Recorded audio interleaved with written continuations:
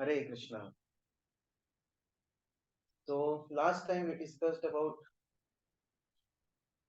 this methods to attain yoga Ruda stage, wherein Prabhupada spoke about the importance of determination and patience. And success formula in yoga was to bring the mind back. The mind will wander, and this is the constant exercise a devotee should do to bring the mind back. And then 27th verse discussed how Brahma Bhuta platform is, that is realizing Atma. 28th verse discussed Brahma Sansparsha, that is realizing Paramatma. And 29 and 30 verses discussed about vision of a perfect yogi, how he can see Paramatma or Krishna everywhere, and that's how a perfected yogi worships the Supreme Lord and sees all living beings equally. 31st and 32nd verses.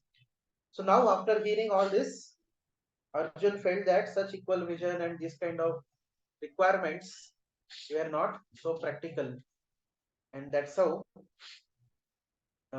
he raised the concern in verse number 33 that Ashtanga Yoga is impractical, and the reason was that the mind is very fickle and very turbulent. So in 35th, 34th verse, this is what 33 and 34th verses, Arjun expressed this concern very frankly. So we see that how Arjun was not just means Arjun was not a person who was just hearing blindly and following nothing.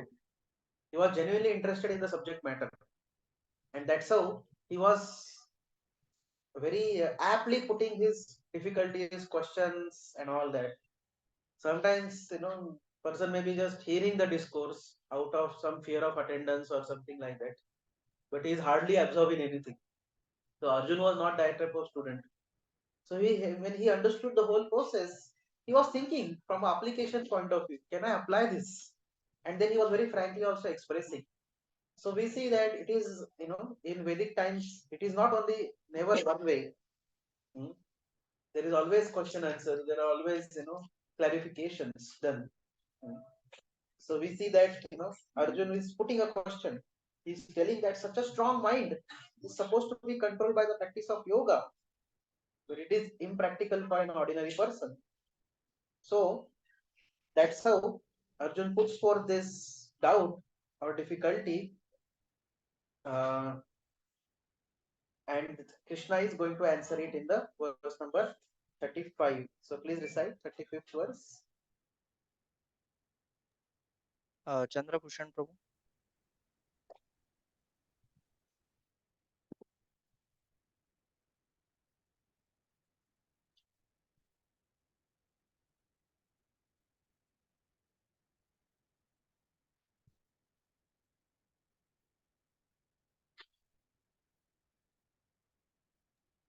Okay. Darshan Prabhu.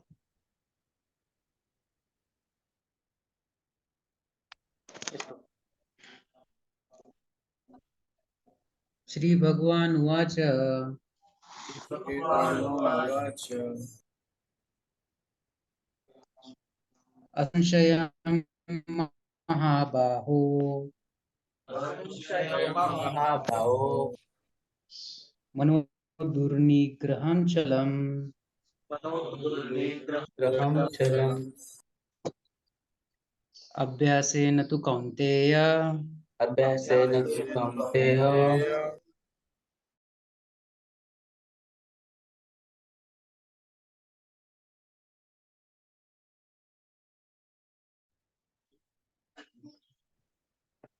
Translation. Lord Shri, O mighty armed son of Kunti, it is undoubtedly very difficult to curb the restless mind, but it is possible by suitable practice and by detachment. Yes. So this verse,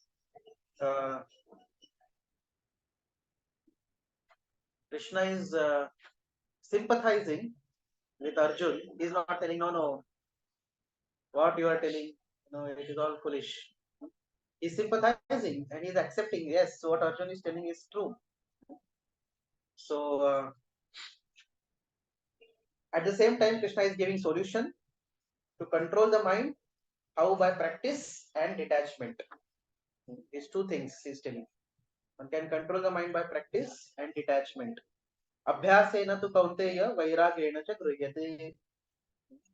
Okay, so please read purport.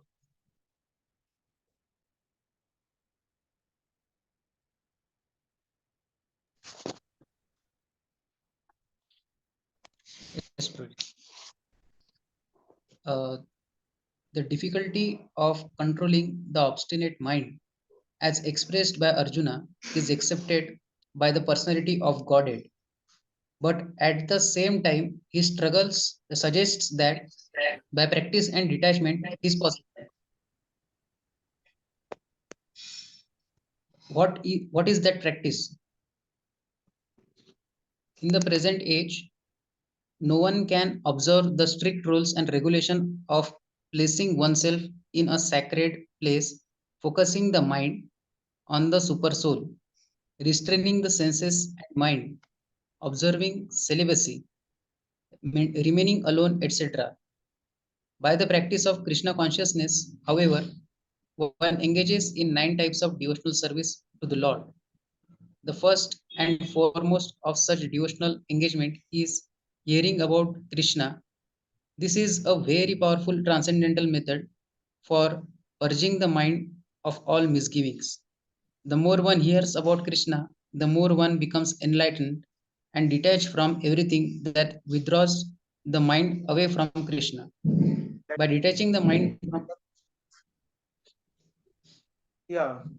So Krishna is saying that mind, yes, it is very difficult to control, but by practice and detachment, it is possible.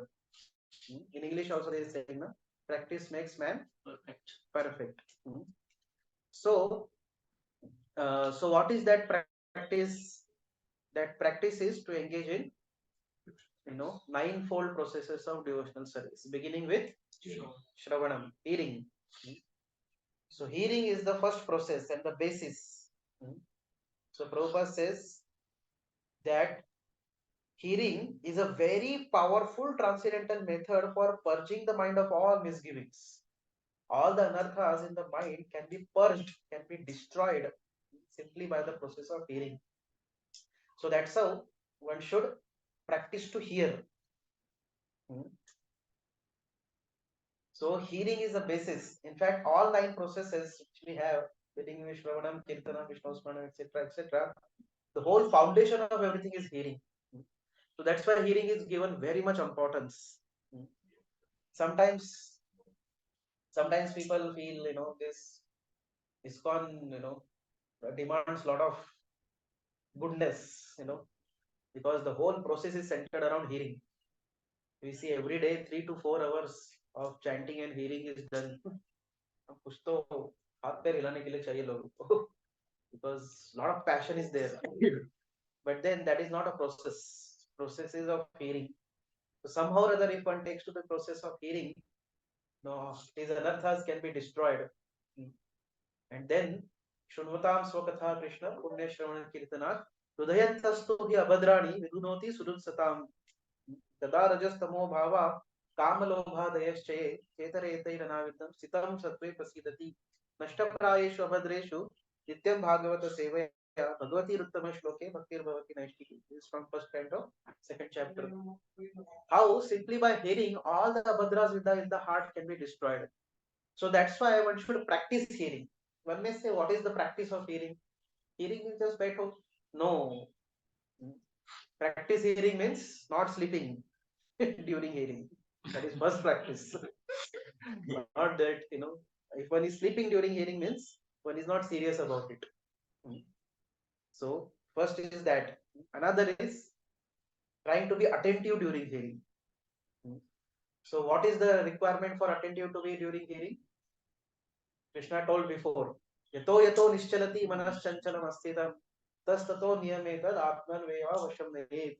Wherever the mind goes, due to its fickle nature. So, while we are hearing, the mind will go to different things. It will go to company, it will go to have family, it will go to other services, this, that. So in this way, mind will always wander. So, especially in Kali Yuga, the atmosphere is so passionate that just to sit and hear requires a lot of counseling and efforts for a person. बैठ के सुनना नहीं होता है, बाकी सब कर सकते हैं व्यक्ति. बैठ के सुनो, चैंटिंग एंड हियरिंग ही करना सबसे ज्यादा टफ लगता है. People want to do so many activities, but we should know that the process is chanting and hearing. अगर वो ठीक से नहीं कर रहे तो all your other activities will not be proper. So that's why hearing is a very very important process. Now we are also during Bhakti Shastri. अभी क्या है, ऑनलाइन है तो ठीक है, समझता नहीं कौन क्या कर रहा है. आपके कैमरा ऑन है, I know that. I can see also who is doing what. But क्या है, how much attentive one is. So it's up to one person only. Now none of you are some new people that to be followed up. After some time nobody can follow you up. So it has to be taken by oneself only, oneself, that I should take it this process seriously. And we know this. Hare Nama, Hare Nama, Hare Nama, Kevalam, Kalau Nasti, Nasti, Nasti. There is no other way than chanting and hearing. So chanting, there is no other way than chanting, but before chanting there should be hearing. So in this way, that's why one has to apply oneself to the process, and the mind will wander, because of mind is very much influenced by passion, and the mind which is very much influenced by ignorance, it will slip off. Sleeping is due to, we should understand, chanting kevat or hearing kevat, if we are sleeping, that means there is a mode of ignorance. We are influenced by mode of ignorance. And if our mind is wandering, means we are influenced by mode of passion. So these two places we are tested what we are. Hamara, it is like a mirror. The mirror is shown to us what is our position during chanting and hearing, how are we. And then so that's how my mind will wander, and then we have to bring the mind back, and that's what is the practice. Practice means mind will wander while hearing, again bring it back. So then practice to hear attentively. By practicing to hear attentively, what will happen? One will be enlightened and detached from everything that draws mind away from Krishna. And this is how mind will be focused and concentrated. So that hearing, automatically detachment will also be produced. So that's how Abhyasa and Vairagya. Vairagya means detachment from matter, engagement of the mind in spirit. But how it will happen? By the process of hearing. So Prabhupada further says this is practical, because by hearing about Krishna, one becomes automatically attached to the Supreme Spirit. This attachment is called Pareshanubhava, spiritual satisfaction. So Prabhupada is referring to this verse from Srimad Bhagavatam.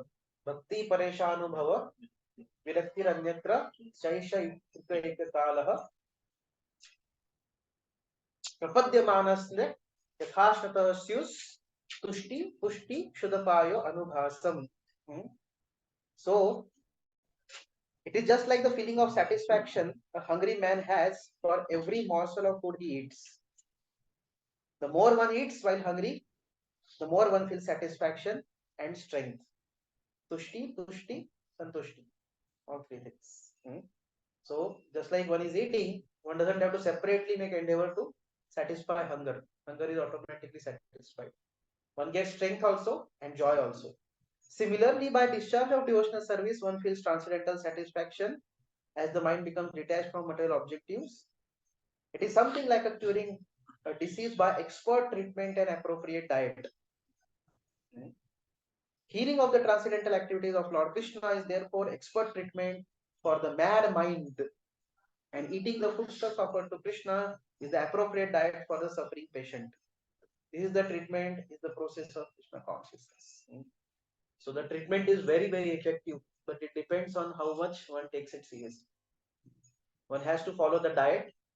That diet is Krishna Prasadam, and also one should apply the medicine of hearing and chanting.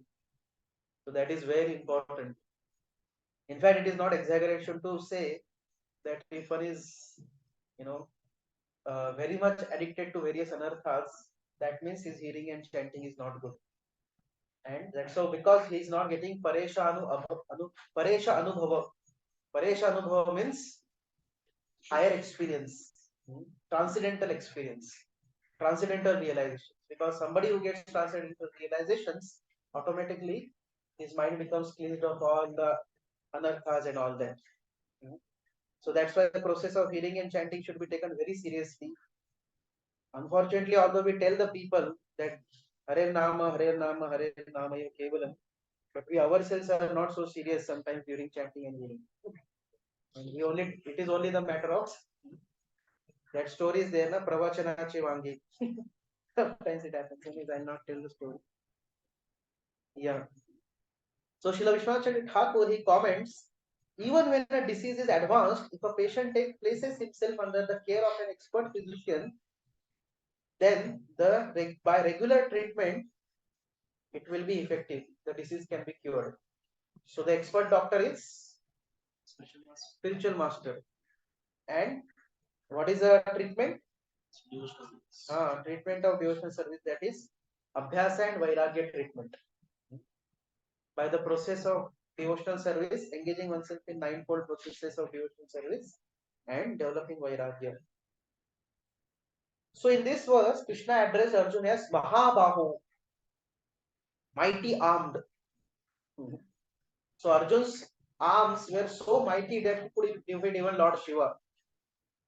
But then Arjuna is telling here, I cannot defeat mind. Can you imagine? Mind is so powerful. Huh? He could defeat Shiva by his mind, but he couldn't defeat by his arms. But he cannot defeat his mind. So that's how Krishna is telling Arjun that if he can control his mind by yoga, then he can be rightly called as Mahabahu. Okay, you can conquer so many enemies, but first of all, you have to conquer your mind. Then you are really Mahabahu. नहीं तो क्या फायदा आपका महाबाहु का? So in this way, Krishna is kind of challenging Arjun. If you are Mahabahu, then control mind through yoga practice, through practice and detachment. Also, Krishna calls here as Kaunteya, son of Kunti, whereby he is telling Arjun that because you are son of my aunt, so you are my relative and my friend. So don't worry, I'll help you to control your mind also. So don't worry, that it is not that you have to struggle yourself only. You don't have to struggle in wilderness alone to control the mind. Even I will help you also. So in this way, a devotee who tries to control his mind through this process of Abhyasa and Vairagya, even Krishna comes and tries to help. And for Krishna, it is a cakewalk to control the mind. It is so easy. So devotee has to make an endeavor, and that's how we can refer again to the story of Sparrow. When Sparrow started making endeavors, and it attracted the grace. Similarly, when a devotee makes an endeavors and prays to Krishna, then also Krishna gives him the grace. Of course, this applies for myself first of all. It is not that I have control of the mind, so I'm talking to myself more in this verse. Okay. So now Krishna is going to tell next verse also. He continues to talk about how to control the mind. So please recite 36th verse. Deepak Sutar Prabhu.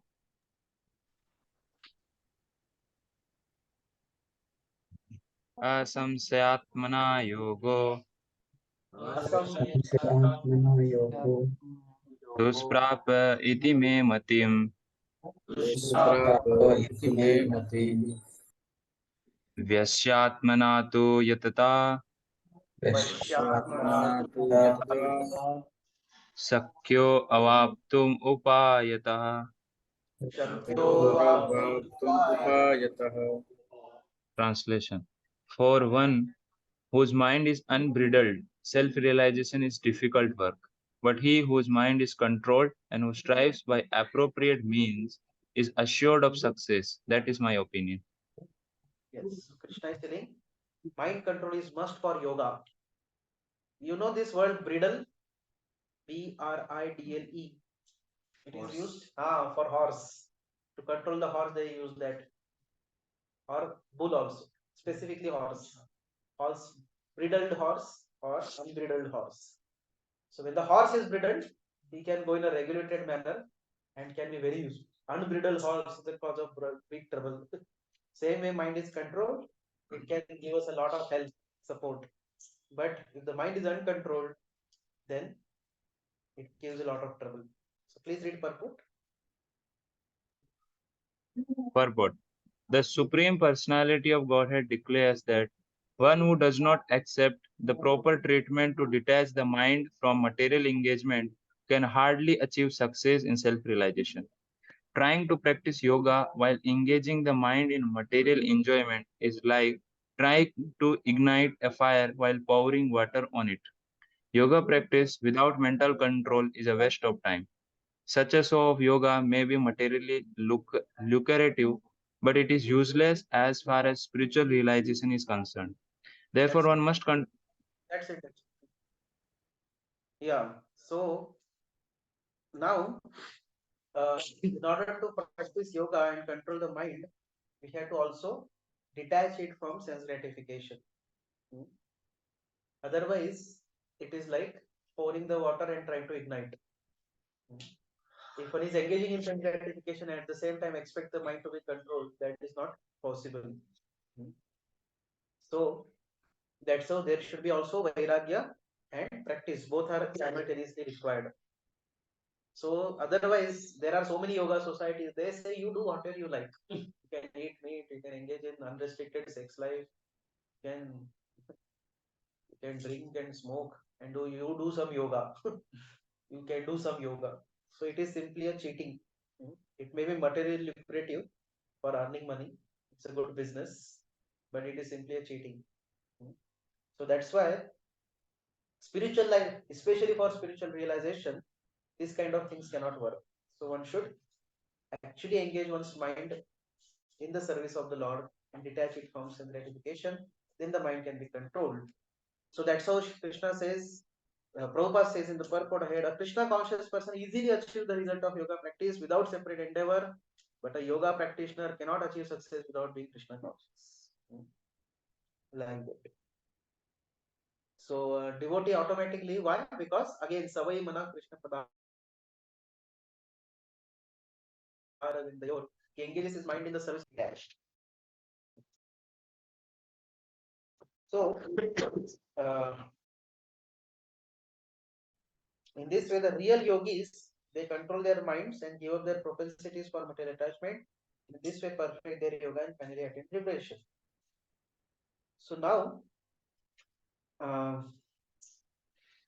whether we practice, so that's how whether we practice Nishkama Karma Yoga or Jnana Yoga or Ashtanga Yoga or Bhakti Yoga, we need these two things. It is not only for this Dhyana Yoga which we are talking about. We need Abhyasa and Vairagya if you want to succeed. These two things are required in any yoga. So we can succeed in the yoga practice by following the procedures given by Guru and Shastra and by renunciation, Vairagya, unfavorable desire. So very important thing is to accept those things which are favorable and to reject those things which are unfavorable. Now, having heard from Krishna that one should endeavor to control the mind, the practice of yoga, now Arjuna is becoming a little inquisitive to know what happens to someone who fails to somehow, he fails somehow or other in his yoga practice. What happens to such a person? So that is going to be spoken in verse number 37. Please recite 37. धैर्यवान राम प्रभु.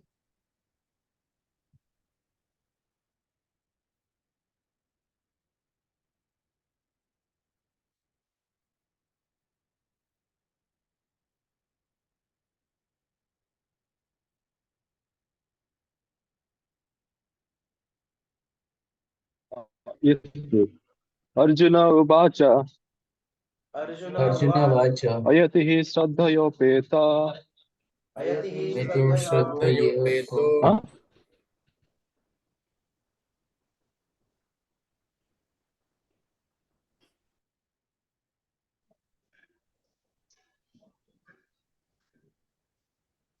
Is it there?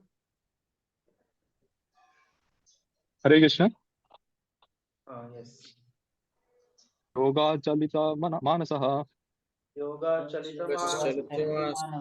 योगाचलित मानसः Yogakshalitamanasaha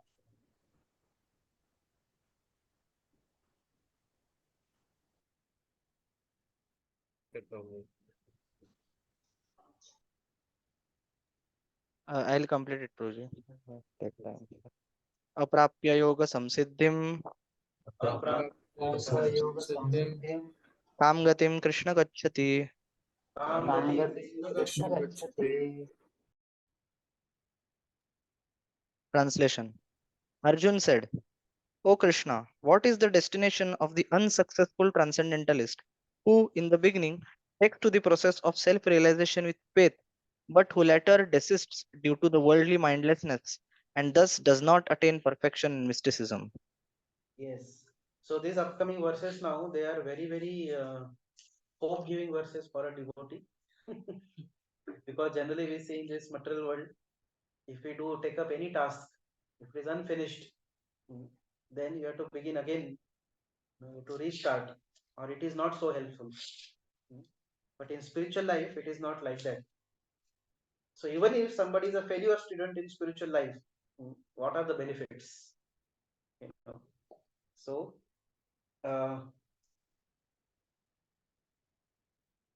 so Prabhupada in the purport, he says that self-realization is sought by the path of knowledge, by the practice of eightfold system or bhakti yoga, jnana yoga, ashtanga yoga or bhakti yoga.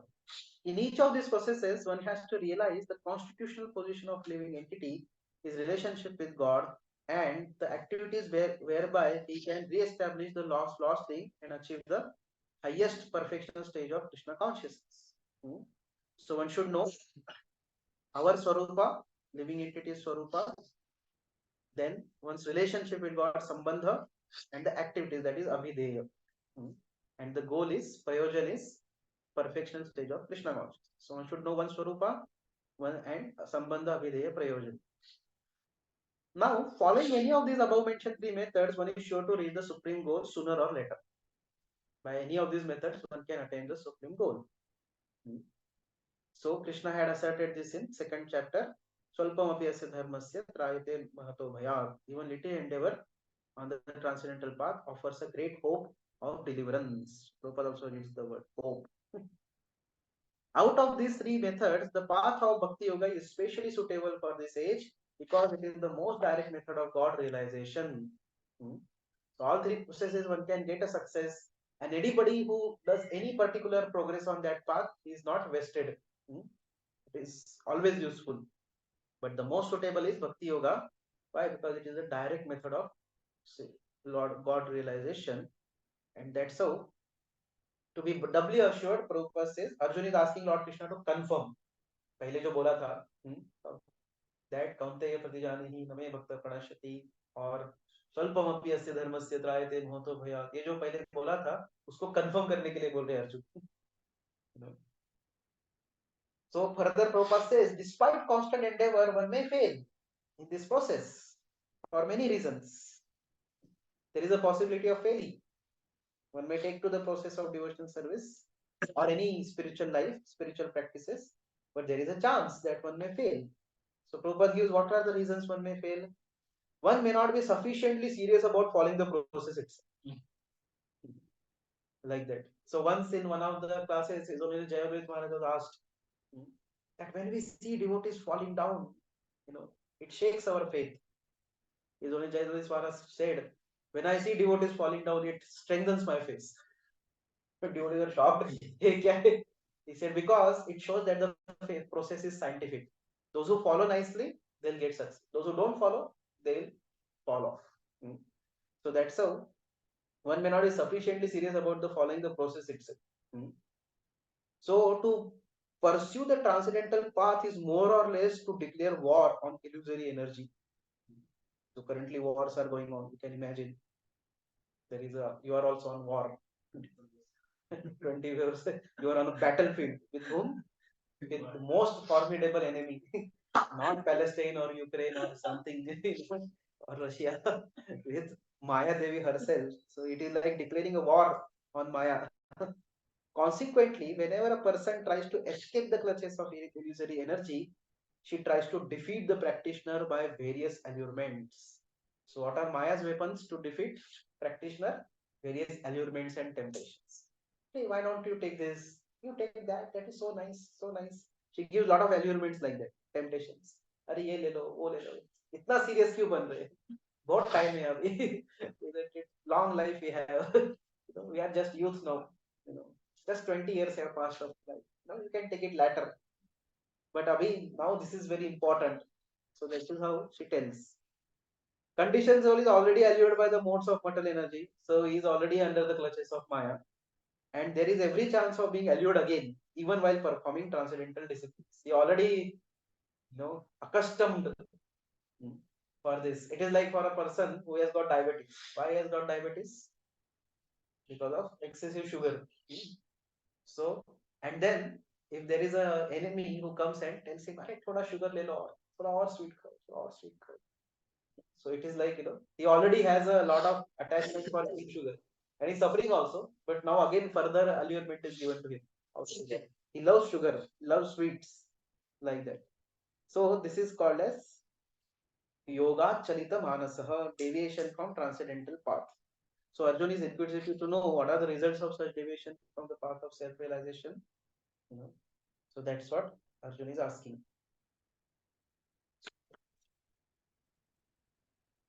So he wants to know what happens to a person who does not succeed in this practice. Such a person may have faith in the authority of yoga scriptures. And with such faith, he engages in yoga practice. He's not trying to cheat. He's not trying to think that he is trying to seriously follow, but somehow his mind deviates him before he attains the success. Thus, he has made some progress, but he dies before he reaches to the perfection. He has to give up his body before he reaches perfection, or his mind has got deviated and he has got into some other things. So that's how in the Vedas also it is mentioned, Shurasya Dhara. Practicing spiritual life is walking on a razor sharp blade. If one is little inattentive, there is a cut. Durgama Pathagav, Kavayo Vadanti. All the great learned sages that said that process of devotional service or spiritual life, transcendental life is Durgam. It is a very difficult path.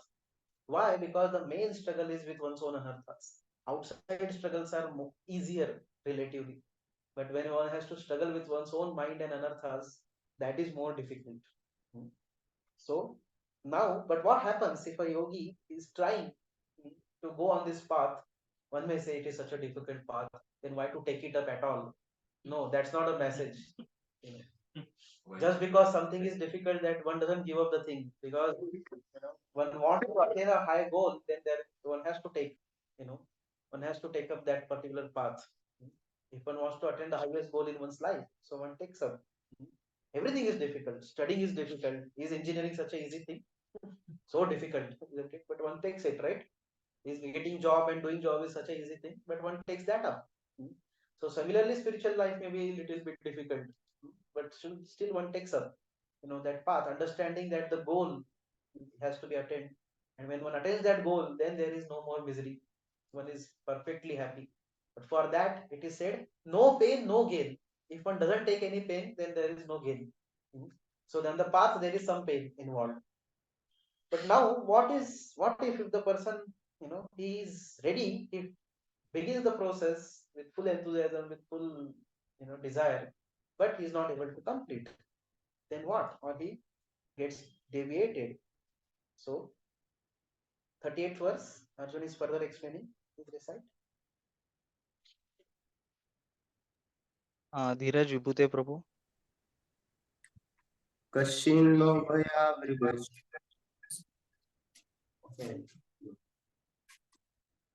कश्चिन्नो भयाविभ्रष्टश्च कश्चिन्नो भयाविभ्रष्टश्च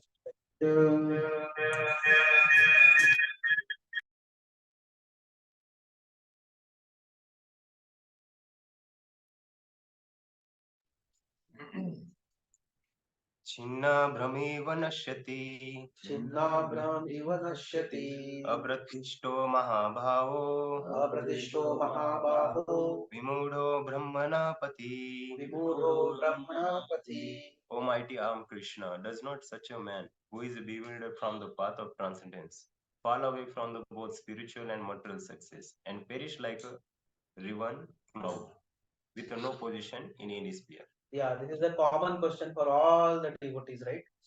अगर हम भक्ति लेंगे तो material life भी छोड़ दिया, इधर भी सक्सेस नहीं, उधर भी चला गया, तो हम ऐसे इन बिटवीन त्रिशंकु जैसा रह जाएंगे।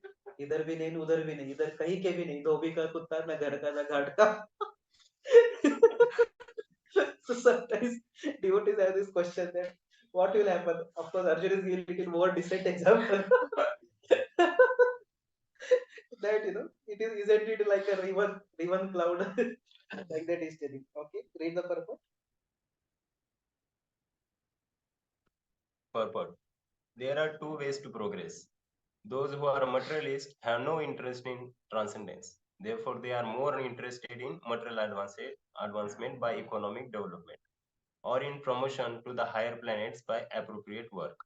When one takes to the path of transcendence, one has to cease all material activities and sacrifice all forms of so-called material happiness. If the aspiring transcendentalist fails, then he apparently loses both ways. In other words, he can enjoy neither material happiness nor spiritual happiness. He, he has no position. He is like a riven cloud. A cloud in the sky sometimes deviates from a small cloud and joins a big one. But if it cannot join a big one, then it is blown away by the wind and becomes non-entity in a That's vast sky. yeah. So one may have this question that bhakti के लिए इतना सब छोड़ दिया, we started following four regulative principles, we are sacrificing our most dear most morning sleep. We are giving up eating in restaurants, avoiding bad associations, so many things we are sacrificing for bhakti. And if you don't get success in bhakti also, तो वो जो enjoyment था वो भी गया, सुबह सोने का enjoyment या रेस्टोरेंट में खाने का enjoyment या पार्टी को जाने का enjoyment, मूवीज देखने का enjoyment वो भी गया, और इधर भी कुछ नहीं मिला। So how much it is like a very very difficult position a person may have this question. Yeah, so please read ahead, next verse. Gautam Prabhu.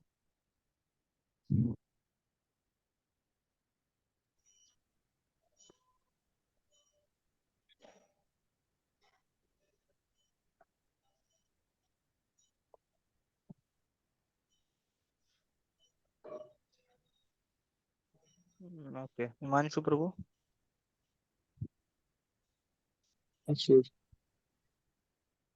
एतान्मे संशयं कृष्ण तन्मे संशयं कृष्ण चेतुम् अर्हस्य अशेषतः तुम अर्हसि अशेषतः त्वादन्य संशयस्य त्वदन्यं संशयस्य चेतनाहे उपापद्यते चेतनानुपपद्यते. Translation. This is my doubt, O Krishna, and I ask you to dispel it completely. But for you, no one is to be found who can destroy this doubt. Yeah. So what happens to such a person who neither a materialist nor a spiritualist? बीच में अटक गया बेचारा. As he has taken up the spiritual practice, he has not been able to enjoy the senses. Thus, he has reaped the benefits of neither spiritual or material life. उनको spiritual life का भी result नहीं, material life का भी result नहीं. Does such a person have any position, or like a small cloud that has broken away from a big cloud, does it disintegrate? पूरा नष्ट हो जाता है वो बेचारा, withered away like that. So here Arjun is telling that Krishna is the only one who can dispel Arjun's doubt, because he perfectly knows past, present, and future. Nobody else can tell.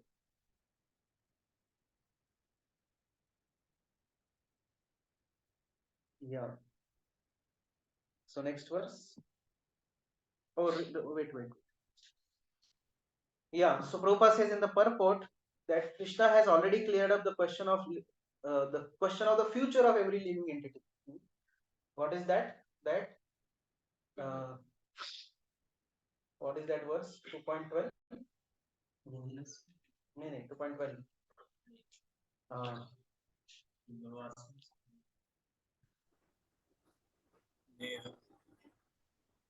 नत्वेवां जातु नासम् नत्वेवाहं जातु नासं नत्वं नेमे जनाधिपः नचैव भविष्यामः सर्वे वयम् अतः परम्. He says that you are going to be eternally present. The soul is not going to be destroyed. So future of the soul is assured. That he will have surely some future. He is never going to be destroyed. Now Arjun wants to know what is the future of unsuccessful transcendentalist. So he's asking Krishna. Why? Because the verdict of Krishna is final and complete answer to all doubts. Why? Because he knows past, present, and future perfectly. So verdict of Krishna is the highest because he is the highest authority.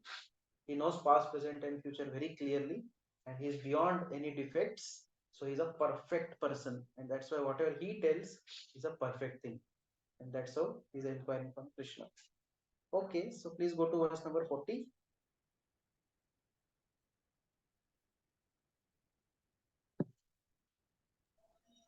Karthik Prabhu.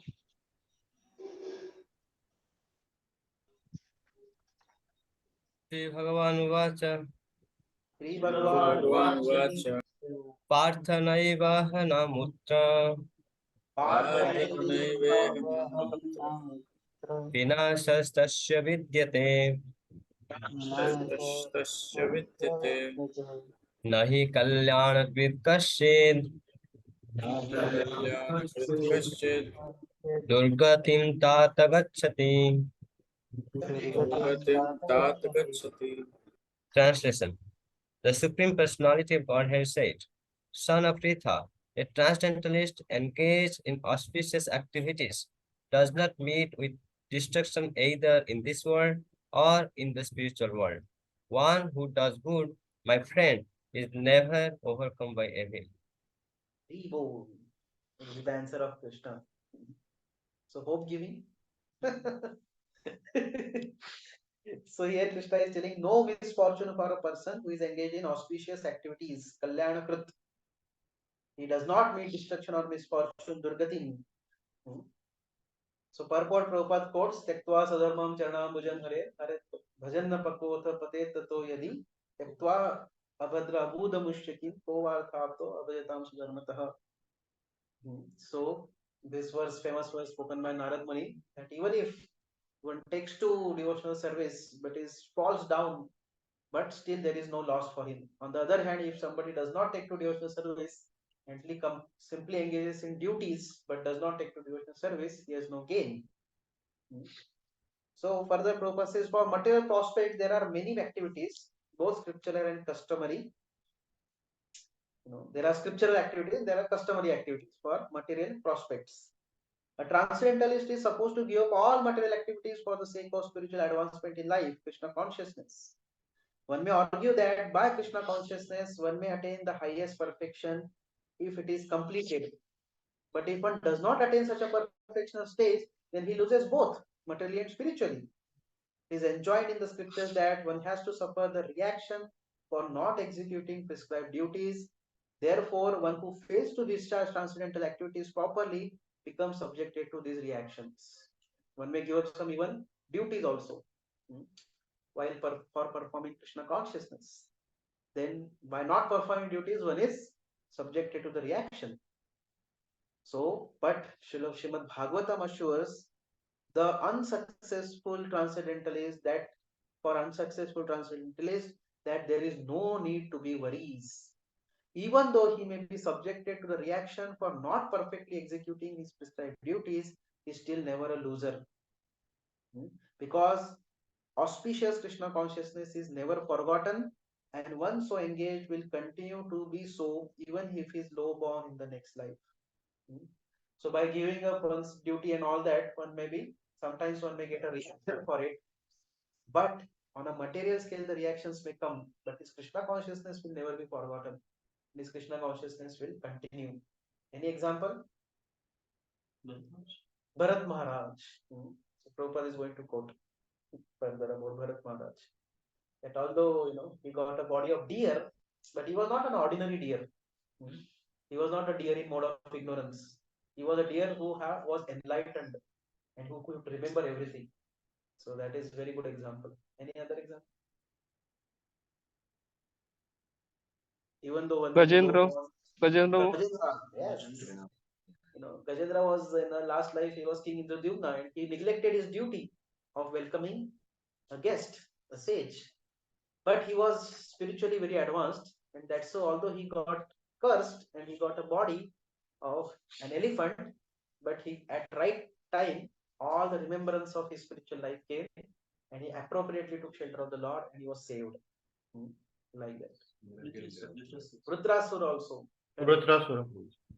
Yes, Rudrasura is another example also. Although he got a body of a demon, but he was a pure devotee demon. Like that. So in this way, the person will surely continue his spiritual life in the next life. On the other hand, one who simply follows strictly the prescribed duties need not necessarily attain auspicious results if he is lacking in Krishna consciousness. Even though one may perform one duties very strictly, but the nature of this world is that there is not always, it's between auspicious and inauspicious. Things keep on toggling. There's always a toggle between auspicious and inauspicious. One may not necessarily attain a fully auspicious results. So further Prabhupada says humanity may be divided into two sections, regulated and unregulated. Those who are engaged simply in the bestial means of a beast, sense gratification without knowledge of their next life or spiritual salvation belong to the non-regulated section.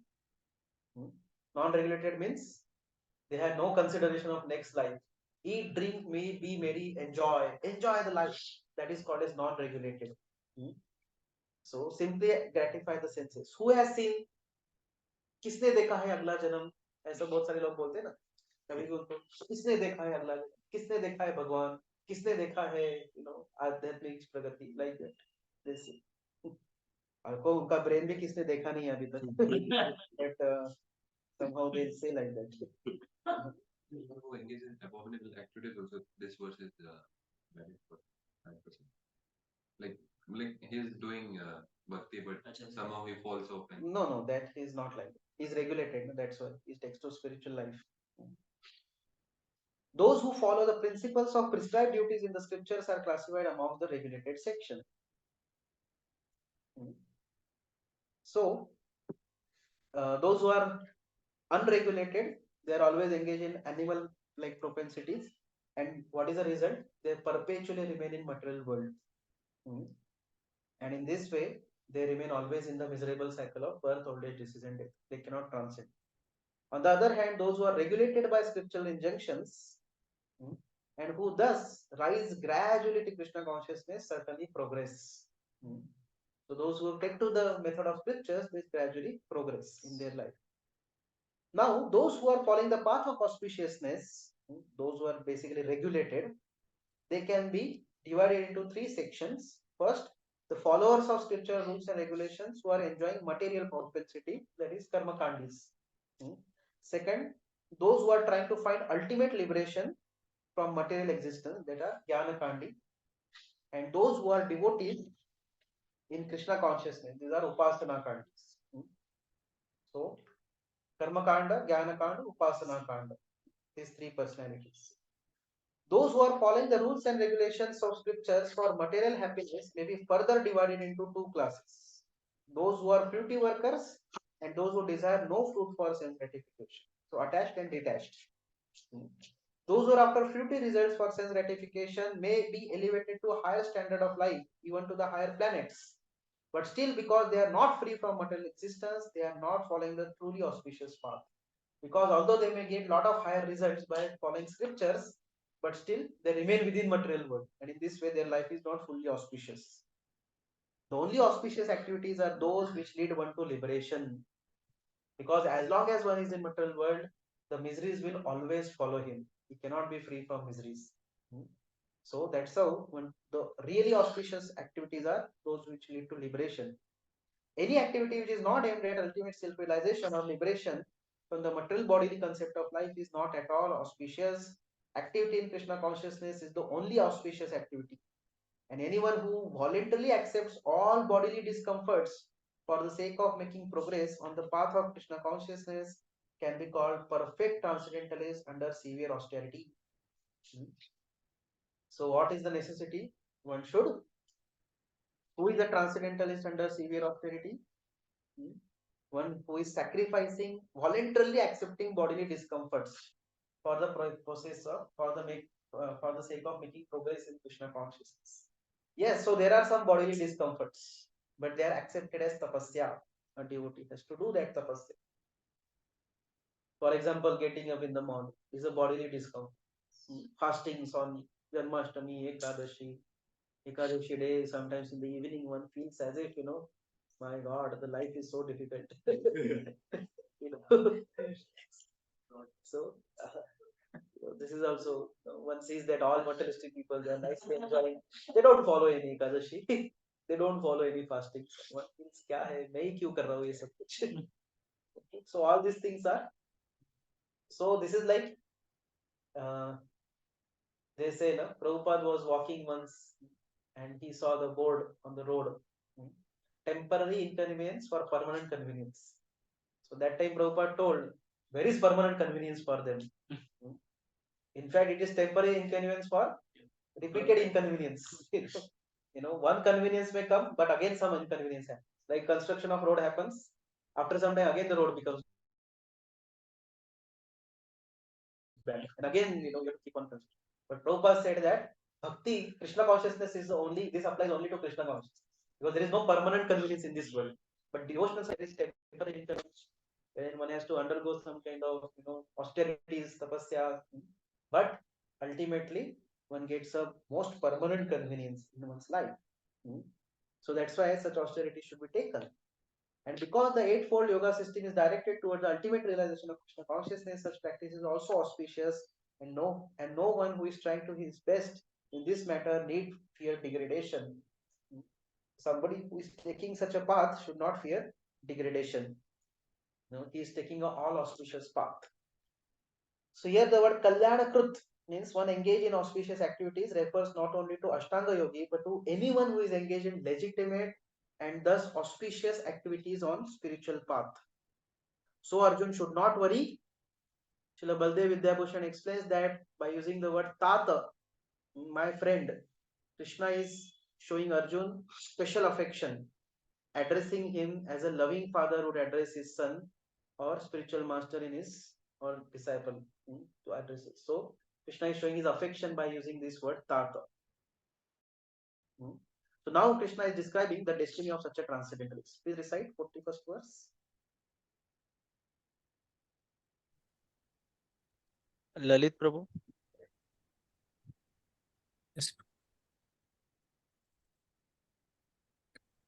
प्राप्य पुण्य कृतां लोकान् उषिष्ट्वा शाश्वती समः शुचिनां श्रीमतां गेहे योगभ्रष्टोऽभिजायते. Translation: The successful yogi, after many years, the unsuccessful yogi, after many years of enjoyment on the planet of the pious living entities, is born into a family of righteous people or into a family of rich aristocrat. Yes. So this is the result. Even if he becomes unsuccessful, he goes to heaven. The karma kandi person has to work so hard to go to heaven, but unsuccessful yogi goes to heaven simply by being unsuccessful in yoga. Please read purport. The unsuccessful yogis are divided into two classes. One is fallen after very little progress, and one is fallen after long practice of yoga. The yogi who falls after a short period of practice goes to the higher planets where pious living entities are allowed to enter. After prolonged life there, one is sent back again to this planet to take birth in the family of righteous Brahmana, Vaishnava, or aristocratic merchants. The real purpose of yoga practice is to achieve the highest perfection of Krishna consciousness, as explained in the last verse of this chapter. But those who do not perceive persevere to such an extent and who fails because of material allurements are allowed by the grace of Lord to make full utilization of their material propensities, and after that they are given opportunities to live prosperous lives in righteous or aristocratic families.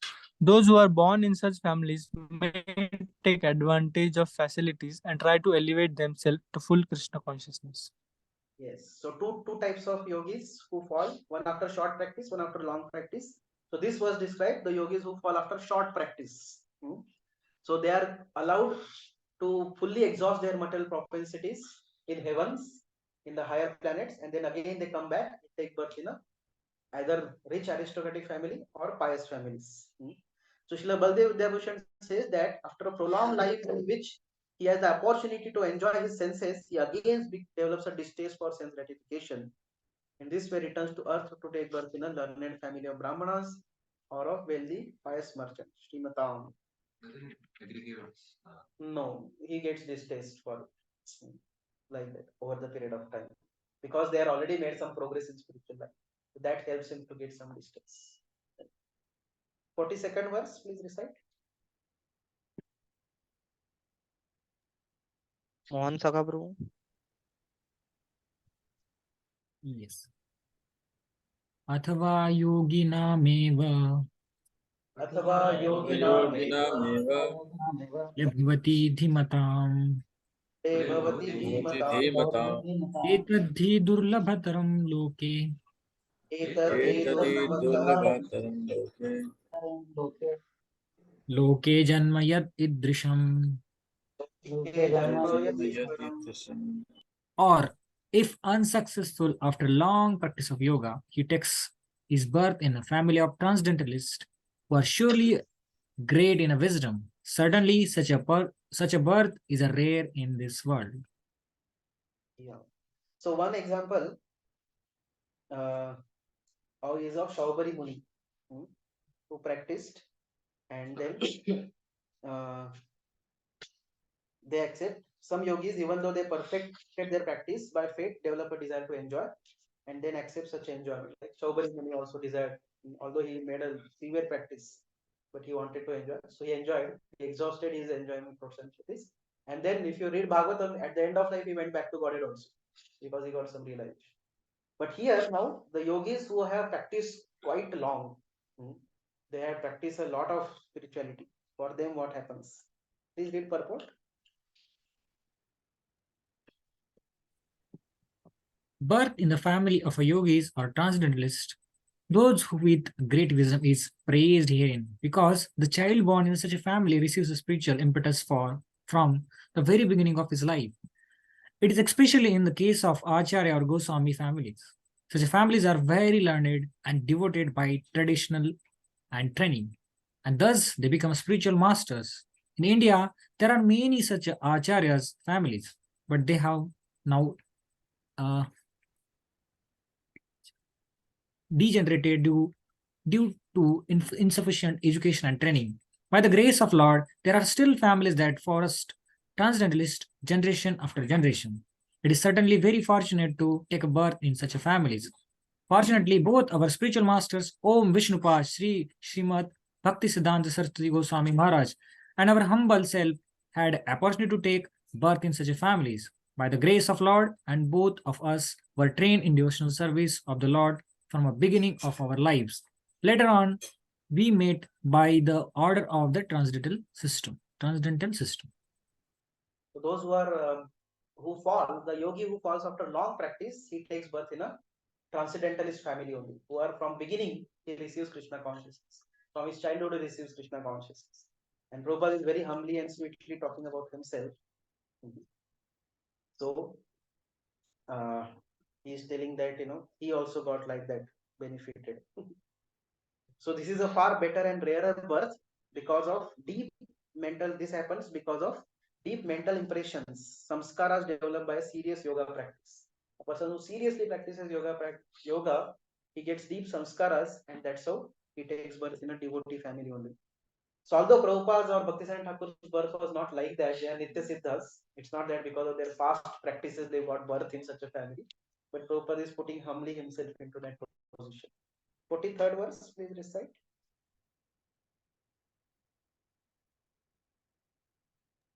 Mayuresh Prabhu.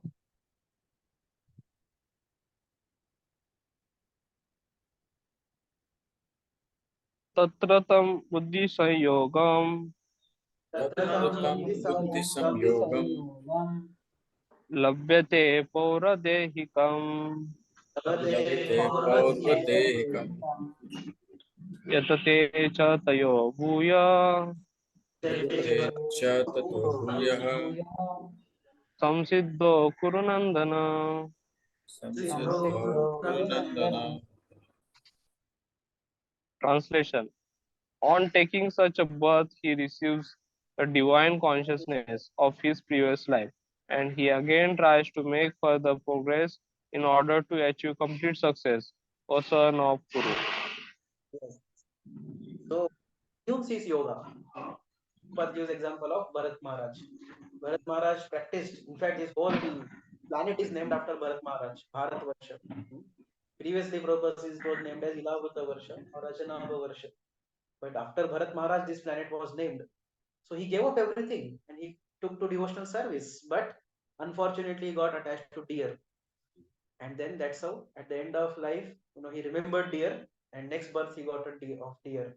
But again, as we discussed, he was not an ordinary deer. So he was a austere deer. He did not eat green grasses. He avoided non-devotee deer association, and he came in this way. He practiced, tapasya there also. So he's continued, and next life he was born as Jada Bharat, where he was very careful, and he was spiritually fully this thing, fully advanced, and he was recognized by. He was actually remained very aloof, but he was recognized by King Rahuguna. So, from his life, it is understood that transcendental endeavors or the practice of yoga never go in vain. Never a practice of spirituality goes in vain. There is always a benefit for a person who practices Krishna consciousness. By the grace of the Lord, the transcendentalist gets repeated opportunities for complete perfection and Krishna consciousness. Hari Bol. So one will never be lost. One will get repeated opportunities for progress in Krishna consciousness. Like that. So one devotee, Gaurang Guru tells, he left devotee association and he was wanted to go very, very far away. But on the aeroplane only he saw devotees. And they were telling, Hare Krishna Prabhuji. And he went to far island. There he was trying to do surfing. So that time one whale wanted to catch him. And then he started singing Narsimha. And then he realized, oh my God, I have to go back again. So he got repeated opportunities for Krishna consciousness. Like that. By Prabhupada's birth, these opportunities are everywhere available now, all over the world. So just two verses, last two verses, please recite 44th verse.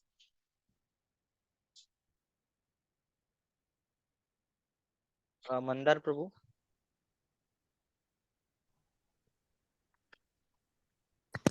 पूर्वाभ्यासेन तेनैव पूर्वाभ्यासेन तेनैव ह्रियते ह्यवशोऽपि सः क्रियते ह्यवशोऽपि सः जिज्ञासोरपि योगस्य जिज्ञासुरपि योगस्य शब्दब्रह्मादि वर्तते.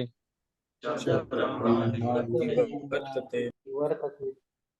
By virtue of the divine consciousness of his previous life, he automatically becomes attracted to the yogic principles, even without seeking them.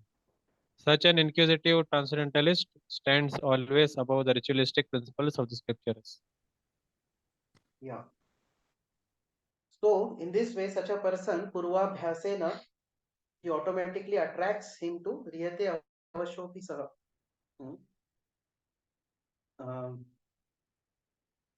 Yeah. So he remains attracted despite the previous obstacle he faced. His being transcendental to Shabda Brahma or above ritualistic principles of scripture refers to his being above Karma Kanda rituals leading to material enjoyment. So in this way, advanced yogis are not very much attracted to rituals of the scriptures. but they automatically become attracted to yoga principles, which elevate them to complete Krishna consciousness. And Prabhupada is quoting Aho Bata Shopachoto Gariyan verse, quoted by Devahuti. So famous example was Haridas Thakur. Prabhupada says that, of course, again Haridas Thakur is Lord Brahma, but again as a example that he was happened to be born in a Muslim family, but he was not attracted neither to Muslim religion nor to Hindu religion. The rituals of Hindu religion. He got attracted to chanting holy names and pure Krishna consciousness. And that's how he was quoted as Namacharya. So because he chanted the holy name of the Lord constantly, it is understood that in his previous life he must have passed through all the ritualistic methods of Vedas known as Shabda Brahma. Unless therefore one is purified, one cannot take the principles of Krishna consciousness or become engaged in chanting holy names of Lord Krishna. And that's what this verse essentially says. Aho bata shopachoto gariram. One who has taken to chanting of the holy names, he must have performed all other processes before. And now he has come to the most perfectional stage. So somebody who gets attracted to process of chanting and devotional service, that means he has already done all this. Just like a PhD student means he has already crossed 12th standard, he has already done graduation, post graduation, now he's PhD, like that. So somebody takes to chanting and devotional service means he has already attained all. So that's a person who has long practice. He doesn't get attracted to all other things. He gets attracted to devotional service only. Okay, 45th verse, please recite. Mayapur Vihari Prabhu.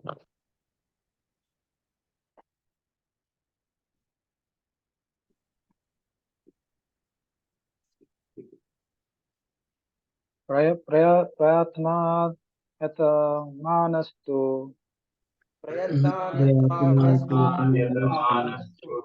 योगी संसूड किल्बिषा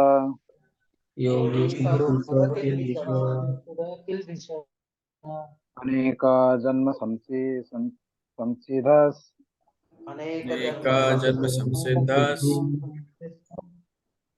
ततयाति परां गतिम्. yati param gatim. And when the yogi engages himself with sincere endeavor in making further progress, being washed of all contaminations and ultimately achieving perfection after many years of practice, he attains the supreme goal. Yes. Please recite purport. Read purport also. A person born in a particularly virtuous, aristocratic, or sacred family becomes conscious of his favorable condition for executing yoga practice. With determination, therefore, he begins his unfinished task and thus he completely cleanses himself of all metal contaminations. When he is finally free from all contaminations, he attains the supreme perfection, Krishna consciousness. Krishna consciousness. That's it. Thank you. So this is why he becomes free from all contamination. He resumes his practices and his mind becomes completely free from all the contaminations. And in this way, he becomes perfect. So to become unsuccessful, a yoga brashta, yogi who has fallen from his practice, must work harder than yogis who have practiced longer. Why? Because rigid practice, prayatnat, is more difficult to achieve from a Shuchinam birth in pious or religious family, or Shrimatam birth. So those who have taken birth in such families, Shuchinam, Shrimatam, they should work harder. Why? Because it is lot of comforts are there, right? We all can understand that. So in this way, children born in the families of transcendentalists receive specially deep Krishna conscious impressions and training early in their spiritual life. 46th verse.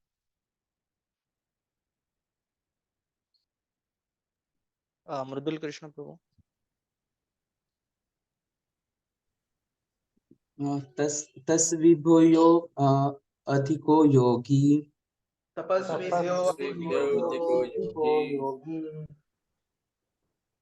ज्ञानिनो भयो अपि मदधिकः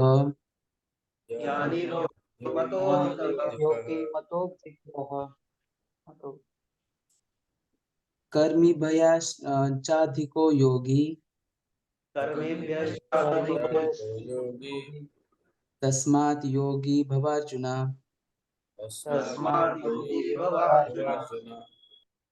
Translation. a yogi is greater than the ascetic, greater than empiricist, and the greater than the creative worker. Therefore, O Arjuna, in all circumstances, be a yogi. Yes, So Prabhupada in the purport he says that yoga means to link with Supreme, and such a process is named differently by various practitioners in terms of particular method adopted. In the linking process, predominantly in fruitive activities, it is called Karma Yoga. It is predominantly empirical, it is called Jnana Yoga. And it is predominantly in devotional relationship with the Supreme, it is called as Bhakti Yoga. But any asceticism without self-knowledge is imperfect. Empiric knowledge without surrender to the Lord is also imperfect. And fruitive work without Krishna consciousness is waste of time. Therefore, most highly praised form of performance of yoga is Bhakti Yoga. And there is not Prabhupada's version. Krishna is going to say it in the next verse. So the last verse, please recite the very, very important and famous verse. 47th verse. Pritish Prabhu. Pritish Patra. Yes. योगिनामपि सर्वेषां योगिनामपि सर्वेषां मद्गतेनान्तरात्मना मद्गतेनान्तरात्मना श्रद्धावान् भजते यो माम् श्रद्धावान् भजते यो माम् समे युक्ततमो मतः. Translation.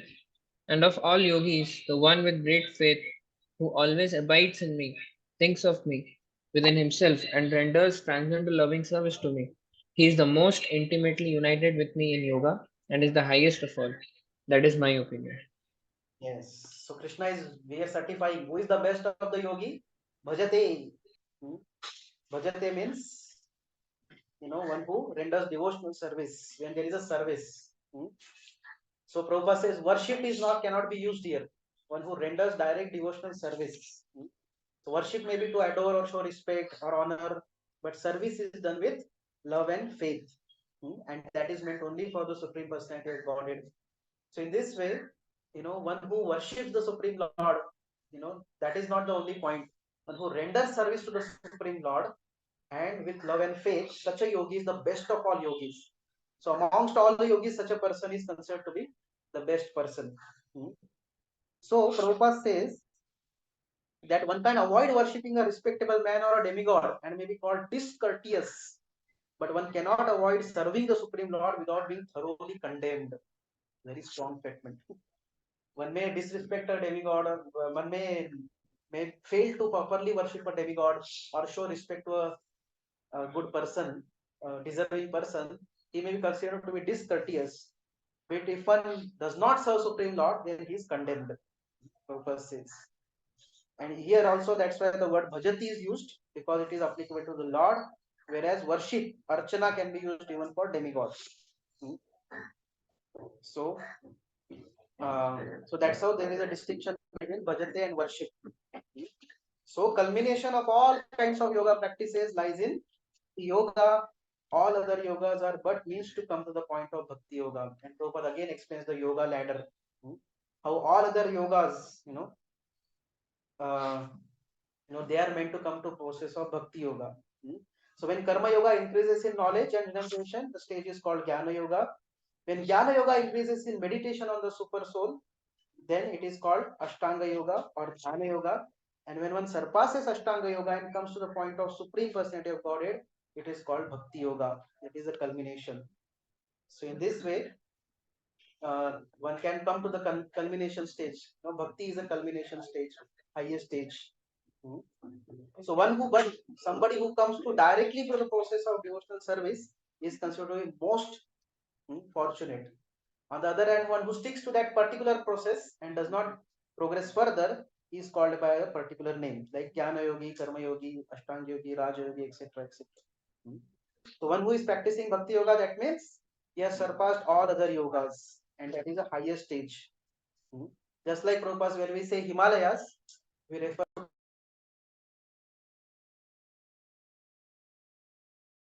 Muted project.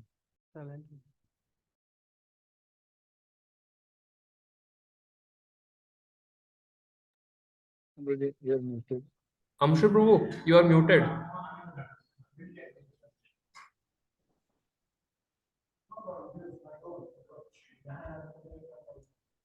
Shantanu Prabhu, can you unmute Prabhu? You are host na host. Yes, yes, Prabhu. It is called Brahma Jyoti. Yeah, it's back. Not mute, sorry. And he incarnates in various forms. He descends like a human being as the son of Yashoda and is known as Krishna, Govinda, Vasudeva. He's a perfect child, husband, friend, master, and is full with all opulences and transcendental qualities. So in this way, one meditates on such a form. One concentrates oneself on such a beautiful form of Sham Sundar. In this way, if one remains fully Krishna conscious, then he is called highest yogi. Such a person is highest yogi.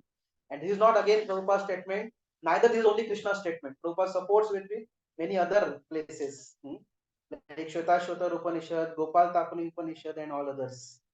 So in this way, bhakti is the highest perfectional stage of yoga system. Thus ends Bhaktivedanta purport to 6th chapter of Srimad Bhagavatam, Srimad Bhagavad Gita in the matter of Dhyana Yoga. So this way we complete our this unit, first unit, and it was a very beautiful journey for me. I am very thankful to all of you for allowing me to serve in this way. Especially thanks to Shantanu Prabhu for his taking all efforts to coordinate the whole thing.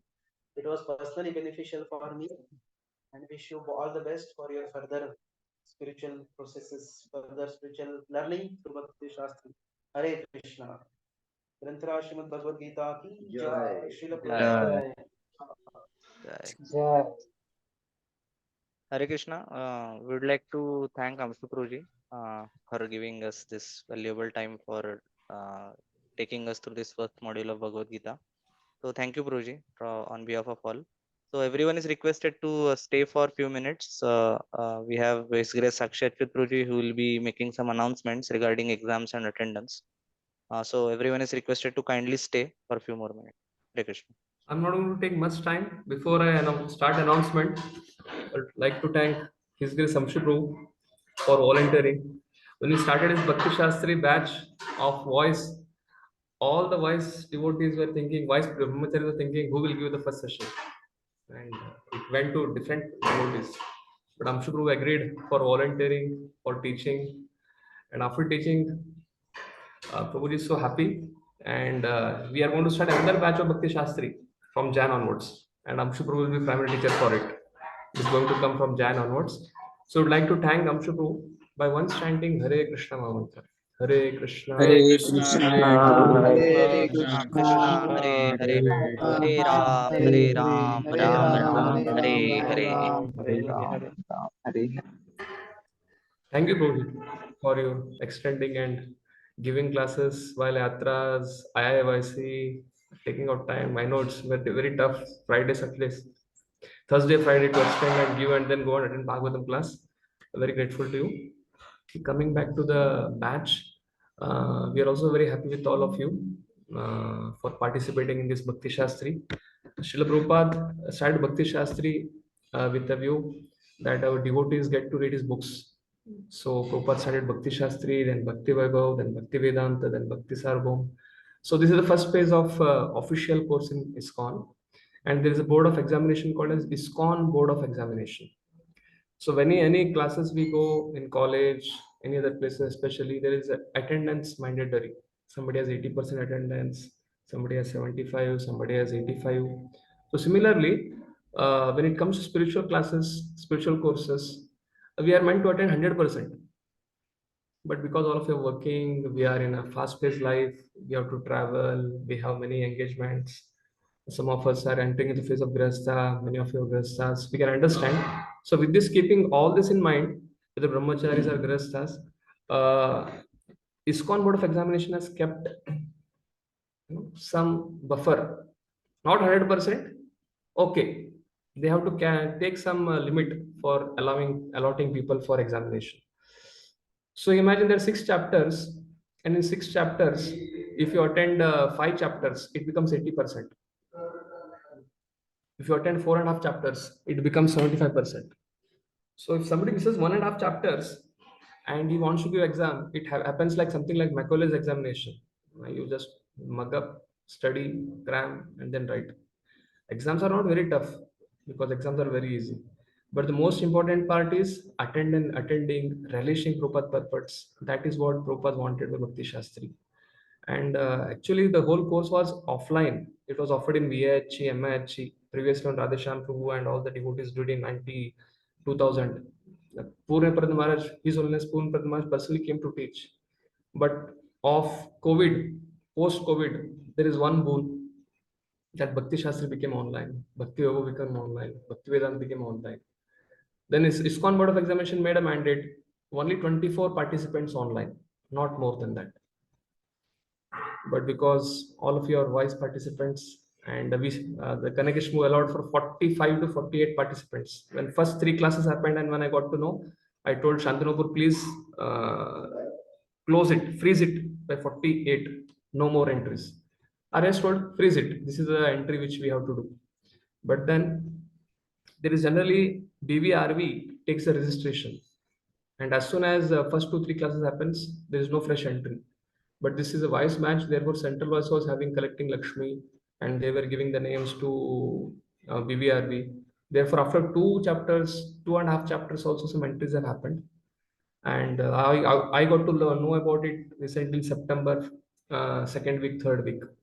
But when time of examination came, there is minimum 75% attendance. That minimum is, it's not maximum. It is like worst case scenario. That is worst case scenario, 75%. So ideally we should be 100% for relation purpose. So I think Shantanupur, have you sent the attendance to all devotees? Yes, Pruji, I had Yeah. sent it. So all of you have received the attendance, I think so. And yesterday you did all that, what I told you, and somebody has above 75, some people have moved, or it's same thing.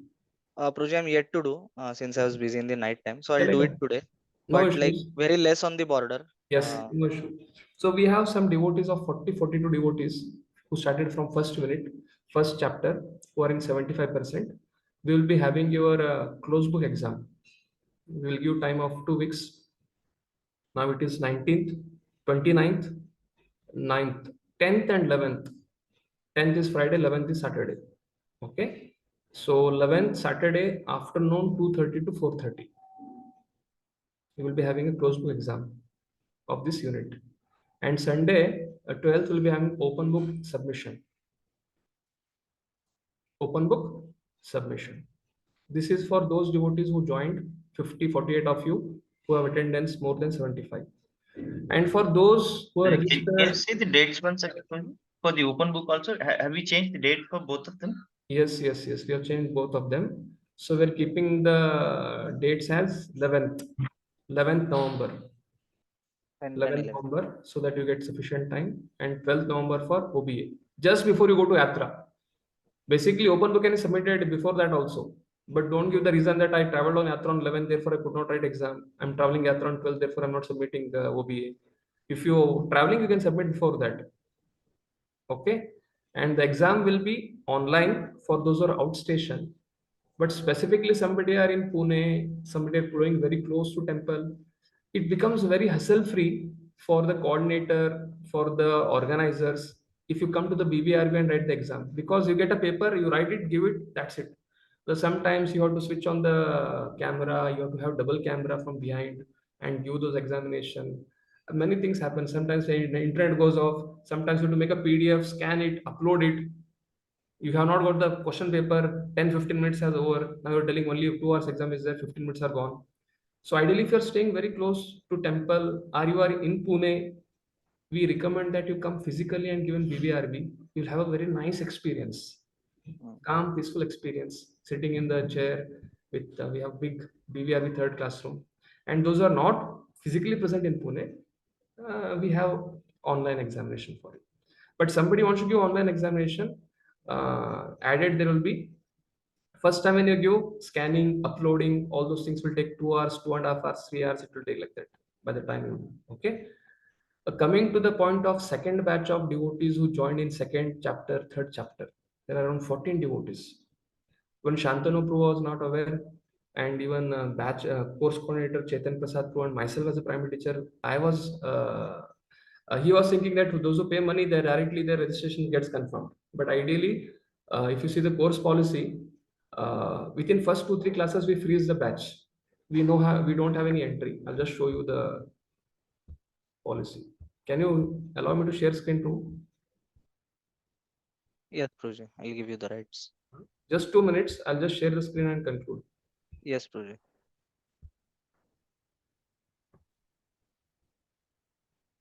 Just a minute, Pruje. From here it's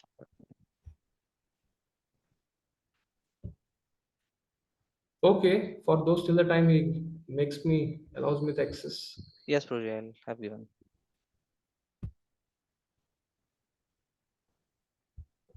So if you see carefully here,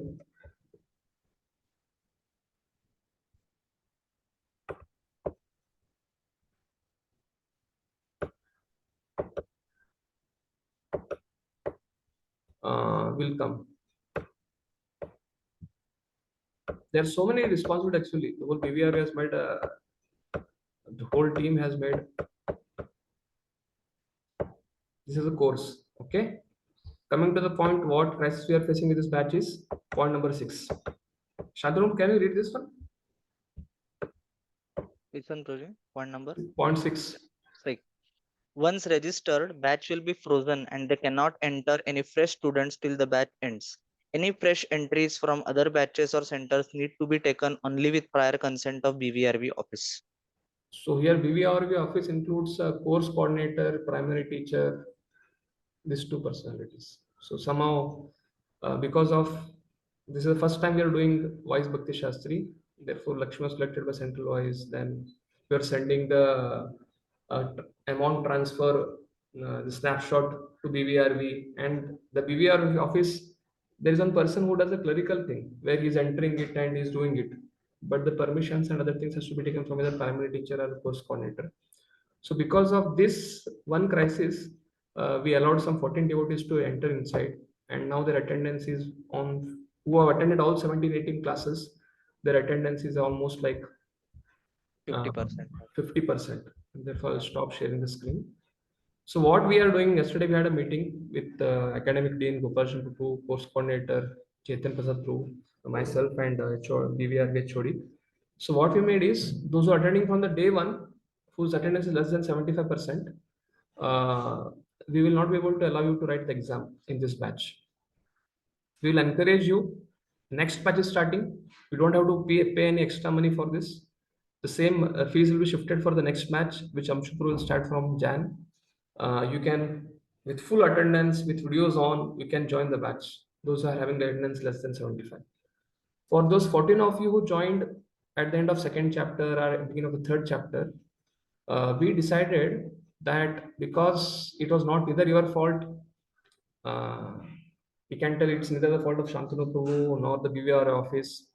Some things happen because of some reasons. So taking owing the responsibility on ourselves, we are allowing the video recordings to be live streamed on Zoom based on this 14 devotees input. We will do it on mornings 7 to 8, 1 hour, or 7 to 8:15, the regular classes. If we decide 3 weeks in a week, 3 days in a week, then 3 classes in a week. So we have to complete 17 classes. So tomorrow also there is a class Friday. For those 14 devotees, we will live stream Zoom. Shantanu will launch the Zoom app. Attendance will be on. So all of you can, with videos on, attend first 2 chapters, that is 17 classes which you missed. And those attendance will be combined with your present attendance, and you will be allowed to write the exam. If you can do it before 11th, 12th, you can write the exam with everyone on 11th and 12th, submit the OBA, Shloka test, everything. If you feel it is very tight, we can't do it before 11th, 12th November, okay. The 14 devotees who are there, in 14 also, there are around 6 devotees who are above 75%. And there are many devotees who are less than 50%, remaining 8 devotees. So this is option for everyone. So if you attend all 17, those 50% people can come to 70, 75% and write and continue the batch. But if you miss, then again, the remaining devotees who are less than 75% in next 17 recorded live streamed Zoom class for next 1 month. They will have to go to the fresh batch of Bhakti Shastri, which we are launching in Jan. Yes. So any questions? Because how it is by policy wise, we have somehow created a crisis. So we're trying to fix it by allowing the live streaming of the class, recorded class of Amshu Prabhu, and you need to attend it. So you can decide remaining 14 devotees are there. They can decide you want to hear it 3 days in a week, 2 days in a week, 1 day in a week. But make sure before the next batch starts, because after the yatra from December onwards, the next batch will start. Once you come back from Kartik Yatra, Wednesday, Thursday, the next batch will start. So before the next batch starts, you complete your unit test. This first unit test, closed book, open book, and shloka test. Therefore, this is a one option we are giving the remaining 14 devotees. Guruji, we can make a batch coordinator for among those 14, right? Because otherwise I'll have to be present every time. I'll just launch the Zoom. Yes. So who are there in the 14 devotees who would like to take the responsibility for this? The what is app will be launched. You have to just attend it. What is the responsibility for what Shantanu you what you expect from them? Prabhuji, the batch coordinator is should make sure that all of them who are attending are have their cameras on basically and are hearing the whole class. Okay, Only that's that much. Only that's it, Prabhuji. Yes, only that's it. And you should note down if somebody is and give some warnings or give some notification that please switch on your camera. If even after that, if it does not, the devotee does not after for a prolonged period of time like 40-45 minutes is not switching on his camera, then it should be marked absent. Or at the max 0.5, 0.5 maybe. So Shantanu Prabhu is merciful, is putting 0.5, but Vamshadan Prabhu, Kanakishan Prabhu, iBox is very, very serious about it. With blank, first unit, we tolerated some cameras off, but from second unit onwards, cameras off, it's absent. Cameras off means it's absent because we are creating a facility for you to study, read. And when we attend Bhakti Yoga course, even we attend Bhakti Vedanta. I'm presently doing Bhakti Vedanta. Radhe Shampru gave the whole 10th canto, 40 chapters. Every time cameras are off for 5 minutes, probably personally calls him and tells switch on the camera.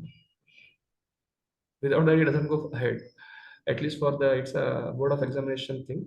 Yes, Prabhu. So out of 14 devotees would like to take this responsibility.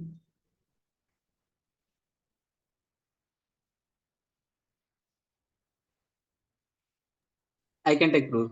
Okay, Mridul Krishna will take. No issue, Yes, Prabhu. Prabhuji. Yeah, And he's very sincere. He has attended all the classes after he joined. Yeah. Prabhuji is our batchmate. 2004, we were together attending all the camps. So he's already senior most devotee along with Arjun Sarthi Prabhu, I think so. I think they were all from JJD wise. I'm sure knows them very well.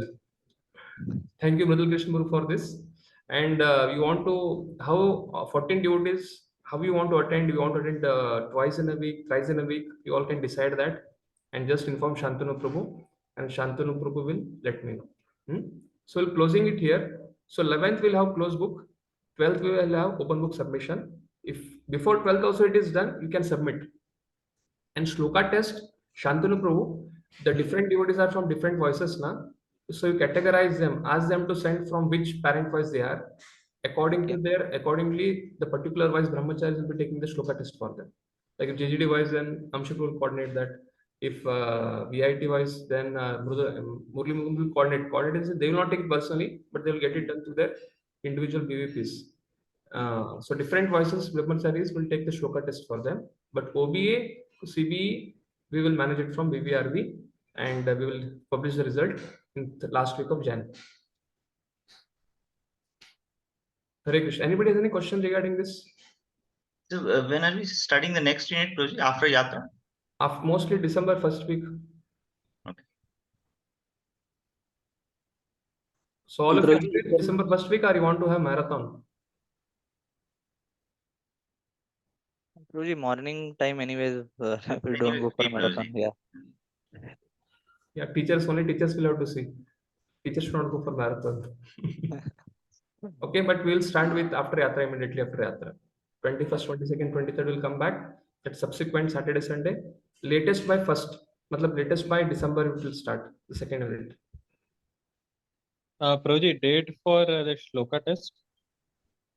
A date for Shloka test, 5th, 6th, 7th, 5th to 10th November. Okay. Harish Proji. Yes, Dheeraj too. Proji, this next module will be starting from I guess first week of December, right? Yes, And sir. and Yeah. for those 14 devotees, that will be going to start on this January. So won't the two classes will be coinciding? Like if Which devotees? 14 devotees who are No, 14 devotees, I'm giving the option to them, na, that before 11th November and 11th, 12th December, the 12th November, if they can hear their 16 classes, 17 classes, if they manage it weekly thrice, we have 4 weeks time. 12 classes will get over by 5th November. okay, bro. Thank you. If someone January has, batch is only for those who are not eligible at all for giving any exam. So that is a freshly new batch that will start. This is December is the continuation of the same batch who become eligible after completing all the requirements for attendance. No. What you are telling, bro? Like for 14 devotees, those who fulfill the requirements, they will anyways continue and they will from December. January is for those who are totally ineligible for January giving is any for exams because of those. attendance. January is for those whose attendance is very less. They attended from beginning, Yeah. but their attendance is less than 75. For them, they will start first unit from Jan. Yeah. Even amongst 14 who ultimately also do not fulfill the criteria of 75 even after attending and giving online Zoom, even they will go to that batch, January batch. Yeah, if they're serious, they attend all surrounding classes, I think they will. Yeah, they will. Yes. So Proji, all will attend 17 class, right? I means even if someone has missed only, let's say, 10 classes, then also we are going to, like, everyone is compulsory for 7 class, correct? Yes. All 14 are compulsory 17 classes. Yes. No, how it is it will be streamed, Prabhu. It will be streamed. Now, based on your emergency, other things, if emergency makes you less than 75%, then we can't vouch for it. Ultimately, eligibility is minimum 75% you should have. That is worst case scenario. So best is try for 100. By the end of 17 classes, will become 75, 80. Because suddenly some emergency may come. Some relatives came. Somebody becomes sick. Then when hail and health we can attend, but otherwise becomes. Then after that we can't entertain. This is one option we are giving for the late entry of 14 devotees. So I like to thank Amshu Prabhu for this batch. He has taught it nicely. And I would like to thank Shantanu for coordinating this as batch coordinator. And would like to thank Mridul Krishna Prabhu for taking this upcoming 14 batch of it's like marathon of Bhakti Shastri, which is going to happen for next 3 weeks. I'd like to thank him for taking the responsibility. And all the best for all of you. Meanwhile, Shantanu Prabhu, you have to categorize devotees, get the response in the WhatsApp or something like that, and categorize based on voice centers. And please send the list to me by this coming Sunday. We will allot their Shloka test evaluators. 5th November to 10 November, we'll have the Shloka test of 12 Shlokas. Okay. I think all For second, Shlokas. Yes, Anil Pro. Puji, for second batch, you are starting from December. So in this exam, some minimum criteria is there that this much marks will become then only allowed for second module. No, nothing like that. Nothing like that. This is a Patita Tavan Hindu Tava Avatar. You attend the 75% and you write the exam. If you don't clear the exam, then when this next batch exam happens, that time again you can write the exam. You will not be barred from attending the classes. You will be given second chance, third chance for writing the exam. But at least sincerity should be attendance should be there. We are not asking you have to be very brilliant to attend the Bhakti Shastri. If sincerity is the minimum criteria. Yes, Shrikar. What is this open book exam? I'm first time giving. There's not much more idea. Oh, open book exam means you have to give a class, Bhagavatam class. And if you want to give a Bhagavatam class, you have to make a notes. So you'll give references. There'll be reference will be given based on unit chapter 1, chapter 2 Bhagavad Gita. If you want to give a presentation, you'll make a notes of it. So based on Prabhupada purpose, you have to make references. Bhagavad Gita second chapter, third verse, Prabhupada tells like this. So therefore you have to copy the whole thing there and then add the point. Like that you have to give different references and make it 700 to 800 words to convey the message. It's like essay. Somebody gives you essay, Swachh Bharat Abhiyan. So you write, many things come there from mind, here, there. But you have to write essay based on Bhagavad Gita, second chapter, third chapter, mind control, sense control, three modes. So to give references from that Bhagavad Gita, Prabhupada purports and shlokas, analogies. Okay. In the student handbook, it's the details are given. So I request everyone to go through student's handbook. All the details for CB, OB are given. Shloka test, everything is given. So everyone is requested to go through that once. Shrikar Prabhu and then Aman Prabhu. So this attendance thing, I have one doubt arise now. So for each module, attendance will be considered, or as we go ahead, we'll average that or aggregate. No. For each module, each unit, before you give an exam, for each unit, attendance is decentralized. Each unit has examination. So independent attendance, like Yes. So previous attendance won't affect the next one. If it is more than 75, you become eligible to attend the next one. If you have 75% attendance and if you don't qualify, you get less than 65 marks in closed book. I'm not telling that don't study. I'm just telling one can go to the second unit and we'll be arranging re-exam for them for the first unit. But if attendance only is less than 75 and you are very smart and you get 100 marks, but you'll not be able to attend the unit 2. First of all, you'll not be able to give the exam only. Okay, so batch will be discontinued because I'm just asking for my clarification. No issue. What happened is next batch, Amshu Prabhu is only primary teacher and he's only going to coordinate the whole thing. So you join the next batch with Prabhuji if your attendance is very less. And you'll be getting second chance. So that from day one you are with videos on, you'll continue always aim for a Rhino Prabhupada told. Aim for 100% attendance, then you'll somehow come to 80-75%. If you aim for 75, you'll go to 50. No, just for clarification, if some problem happens with me, so Yeah. No, I'm also telling not to you personally. I'm telling to all the people who are not having attendance less than 75, who are having less than that. Okay. Thank you. Yes. No issues. See, it's nothing like that. Teachers will be the same. Batches will be different. Teachers will be same. Okay. Yes, Aman Bru. Hare Krishna Prabhuji. Yeah. There was like one request or I wanted to ask. I don't know whether this would be something different, but like related to closed book examination. So on 11th, like I'm staying in other cities, so I have to leave from my home. So is it like possible, Prabhuji, to give a bit before? Like, is it like that? Will it be possible? You are in some other city. Yes. Okay. Because arrangements I made prior 3-4 months back itself. So no issue. You are in some other city, not an issue. But you can just log in that time in mobile or something like that and give online and try to send it. At that time, how many are not comfortable with? How many of you are not comfortable with 11th November date? You can raise your hands. Anirudh, you are also not comfortable. Prabhuji, 11th I am fine for closed book, but 12th I am traveling. Maybe I am going home. I'll be traveling. For open book, you don't have to be present. You can submit open book before 12th only. It's like an assignment. You'll have to submit it before anytime before 12th. But last date is 12th. Last date is 12th. Yeah. So okay, this Mandar. 11th. 11th. What is the timing for exam? 2:30 to 4:30. Okay, because I have half day of work, so I reach back at 2.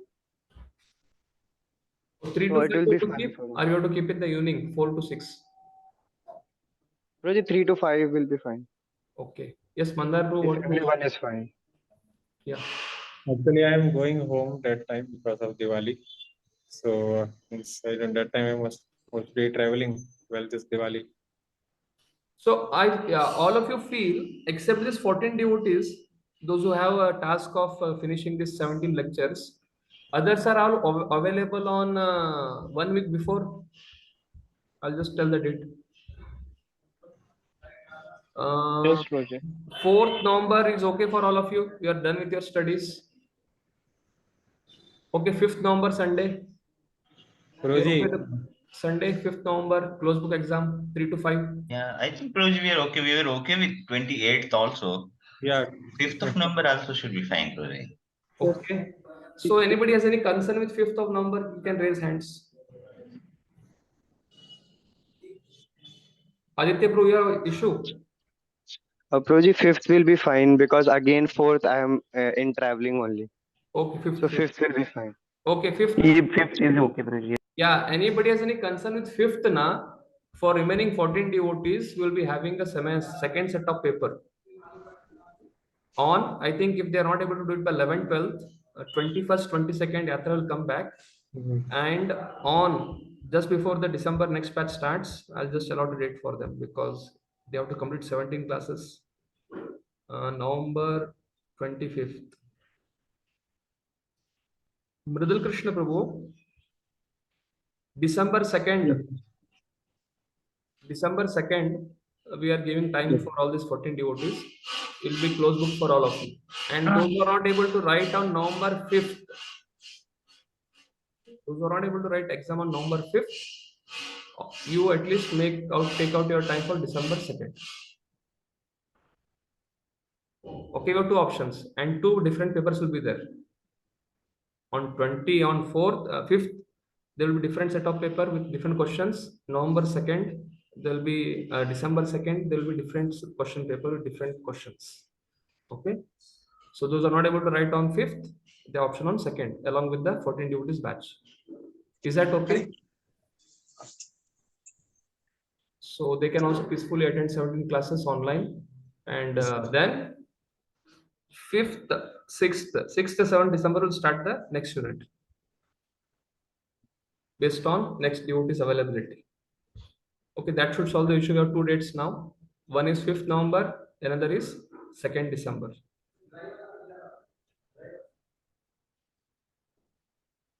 And 5th November and 6th November is OBA. 5th November is closed book, 6th is OBA, 2nd is closed book, and 3rd is OBA for the 14 devotees who are late entry. And Shloka test remains common for all, 5th to 9th.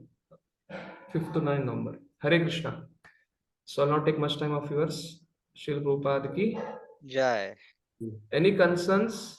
We will not entertain now after this. We have given two options, two dates, two obey dates. Shloka test will be common. And we'll start with the next batch. Those are having less than 75. Don't drop off from the Bhakti Shastri. We have second chance for you starting from Jan 2024. We want that, Radheshyam wants that all our wise devotees should do Bhakti Shastri. And at least eventually complete the Bhakti Shastri. Okay? Hare Krishna. Prabhuji, one thing. We 14 devotees, they can stay back for 5 minutes. Then we can just discuss the timing when we can start those classes. As 14 devotees, name has to be told, I think. Yeah, I think all of them might not be there. All of them might not be there here right now.